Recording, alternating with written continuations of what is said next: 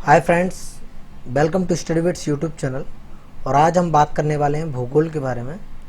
भूगोल से कई सारे प्रश्न प्रतियोगी परीक्षाओं में पूछे जाते हैं। तो सबसे पहले हम भूगोल की सामान्य जानकारी के बारे में बात करेंगे हम ब्रह्मांड की उत्पत्ति के बारे में, उसके बारे में हमारी क्या क्या अवधारणाएं रही उसके बारे में बात करेंगे, तारों के निर्माण और अंत के बारे में बात करेंगे, आकाशगंगा के बारे में बात करेंगे। तो बने रहिए वीडियो के अंत तक। तो सबसे पहले बात आती है भूगोल की सामान्य जानकारी की। तो भूगोल भू प्लस गोल शब्द से बना है। भू मतलब पृथ्वी। एक शब्द और आता है ज्योग्राफी। ज्योग्राफी का शब्द से आया है। ज्योग्राफी का शब्द का प्रयोग सबसे पहले इरेटोस्थनीज ने किया था अपनी पुस्तक के लिए। अब भूगोल के जनक है हेकेटियस, जिनकी पुस्तक का नाम है जस्ट पीरियड्स। आगे बढ़ते हैं, ब्रह्मांड के बारे में जानेंगे। ब्रह्मांड क्या है, ब्रह्मांड की उत्पत्ति कैसे हुई। तो ब्रह्मांड में कई सारी मंदाकिनियाँ, सौरमंडल, तारे, ग्रह, उपग्रह, क्षुद्रग्रह आदि सभी समाहित हैं। अब ब्रह्मांड के बारे में हमारी पुरानी क्या क्या अवधारणाएं रही उनके बारे में जानेंगे। तो ब्रह्मांड के संबंध में हमारी बदलती अवधारणाएं। तो प्रारंभ में क्या क्या अवधारणा थी वो जानेंगे। ब्रह्मांड के संबंध में भूकेंद्रीय निकाय। तो क्या है भूकेंद्रीय निकाय। प्रारंभ में क्लॉडियस टोलेमी के द्वारा यह कहा गया कि ब्रह्मांड का केंद्र पृथ्वी है और इसके चारों ओर सूर्य चक्कर लगा रहा है। तो ये हमारी पुरानी अवधारणा थी, लेकिन आगे चलकर कोपरनिकस ने सूर्य केंद्रीय निकाय दिया, जिसके अनुसार ब्रह्मांड का केंद्र सूर्य है और पृथ्वी इसके चारों ओर चक्कर लगा रही है। लेकिन असल में ना तो ब्रह्मांड का केंद्र सूर्य है ना ही पृथ्वी। तो ये हमें कैसे पता चला ये जानेंगे। तो सबसे पहले बात आती है कि गैलीलियो ने जब दूरदर्शी की खोज की तो आकाशगंगा को देखा उन्होंने, और हमें ज्ञात हुआ कि ना तो पृथ्वी और ना ही सूर्य ब्रह्मांड का केंद्र है, बल्कि सूर्य सौरमंडल का केंद्र है और सौरमंडल आकाशगंगा के एक कोने पर आकाशगंगा के केंद्र से दूर अवस्थित है। तो बात आती है कि आकाशगंगा की, तो ब्रह्मांड में कई सारी आकाशगंगा मंदाकिनी हैं। इस प्रकार की जो है आकाशगंगा होती है। ठीक है, तो आगे बढ़ते हैं। तो ये बात तो क्लियर होगी कि ना तो ब्रह्मांड का केंद्र सूर्य है ना ही पृथ्वी। ब्रह्मांड में कई सारी आकाशगंगाएं हैं और उनमें से एक आकाशगंगा के कोने पर हमारा सौरमंडल अवस्थित है और उसका केंद्र सूर्य है और पृथ्वी इसके चारों ओर तथा अन्य ग्रह इसके चारों ओर चक्कर लगा रहे हैं। तो आगे बढ़ते हैं हम। तो ब्रह्मांड में होने वाले प्रसार की पुष्टि किसने की। तो ब्रह्मांड में होने वाले प्रसार की पुष्टि की है एडविन हब्बल ने। उन्होंने बताया कि सभी मंदाकिनी हमसे दूर जा रही हैं और कोई मंदाकिनी हमसे जितनी दूर है वह उतनी ही तेजी से हमसे दूर जा रही है। तो बात आती है कि ब्रह्मांड में प्रसार हो रहा है और प्रसार होने में क्या हो रहा है कि सभी मंदाकिनियां जो हैं हमसे दूर जा रही हैं और जो जितनी दूरी पर है वह उतनी ही तेजी से दूर जा रही है। तो फिर इसी आधार पर कुछ ब्रह्मांड की उत्पत्ति के संबंध में सिद्धांत सामने आए। तो अलग अलग विद्वानों ने अलग अलग सिद्धांत दिए, जिनमें से सर्वमान्य सिद्धांत की हम बात करें तो वो है महाविस्फोट सिद्धांत, जिसे बिग बैंग थ्योरी के नाम से जानते हैं, जिसे जॉर्ज लेमेंतियर ने दिया था और व्याख्या की थी रॉबर्ट वेगनर ने। तो क्या है महाविस्फोट सिद्धांत। इस सिद्धांत के अनुसार प्रारंभ में एक बहुत ही सघन पिंड था जिसमें एकाएक विस्फोट हुआ और विस्फोट होने के पश्चात ब्रह्मांड में इस पिंड के टुकड़े चारों दिशा में फैले और ब्रह्मांड की उत्पत्ति हुई और तब से ही लगातार जो है ब्रह्मांड में प्रसार चल रहा है। तो इस अनुसार ब्रह्मांड की उत्पत्ति हुई, यह जॉर्ज लेमेंतियर का मानना था। आगे बढ़ते हैं हम। एक और सिद्धांत है, एक विद्वान थे एलन संडेजा, उन्होंने अपना सिद्धांत दिया ब्रह्मांड की उत्पत्ति के संबंध में, जो क्या है दोलन सिद्धांत के अनुसार एक निश्चित समय अंतराल में ब्रह्मांड सिकुड़ता है और फैलता है और यह प्रक्रिया चलती रहती है। एक और सिद्धांत है जो कि थॉमस गोल्ड और हरमन बॉडी ने दिया है। इस सिद्धांत के अनुसार क्या है यह सिद्धांत, सतत सृष्टि सिद्धांत या स्थायी अवस्था सिद्धांत। इस सिद्धांत के अनुसार ब्रह्मांड का ना तो आदि है ना ही अंत है। ब्रह्मांड एक निश्चित समय अंतराल में अपरिवर्तित है, यूं कहें यह समय अनुसार अपरिवर्तित है। हालांकि इसमें प्रसार सम्मिलित है, लेकिन प्रसार के साथ साथ ब्रह्मांड के घनत्व को बनाए रखने के लिए नए पिंडों का सृजन भी सम्मिलित है।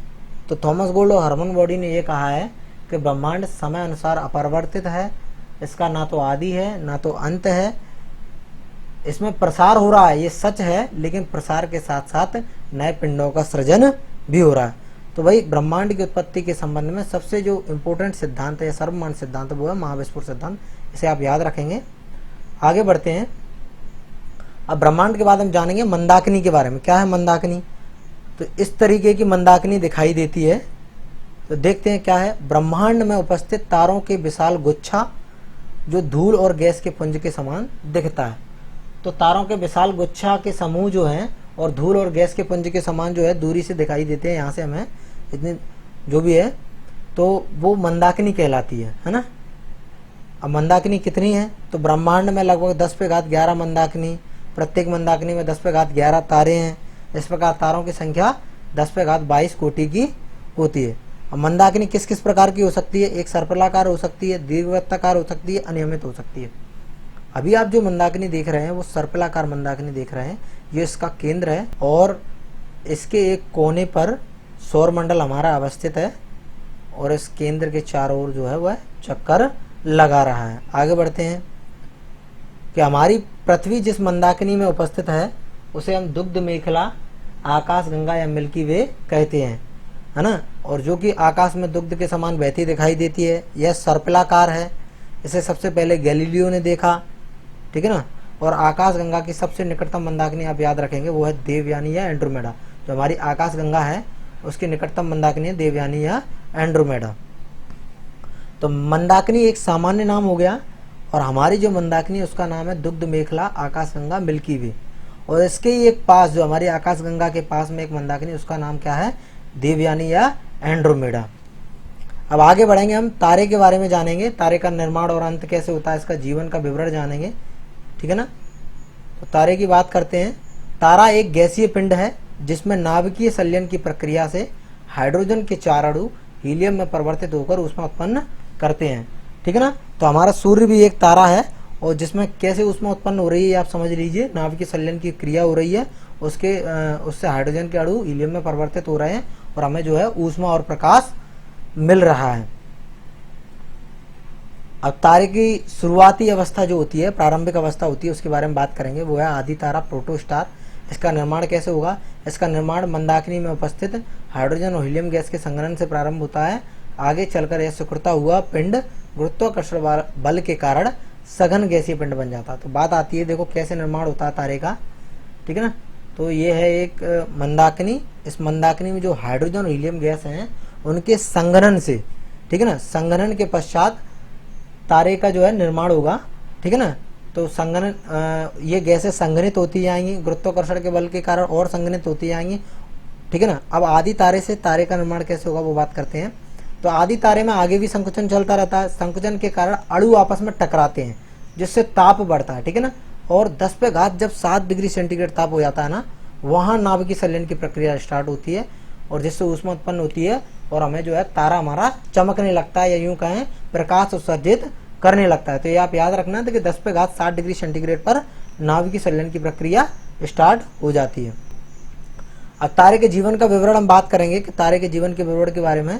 तो तारा जो है प्रारंभिक अवस्था हमने बताई आदि तारा, फिर उसकी जो जब वह बन जाता है तारा, जो अपनी अवस्था में आ जाता है यूं कहें तो वो तारा कहलाता है। और तारे के बाद जब उसकी हाइड्रोजन गैस है खत्म होने लगती है, यानी कि हाइड्रोजन जो है वह खत्म होने लगती है, हीलियम में लगातार परिवर्तित हो रही है।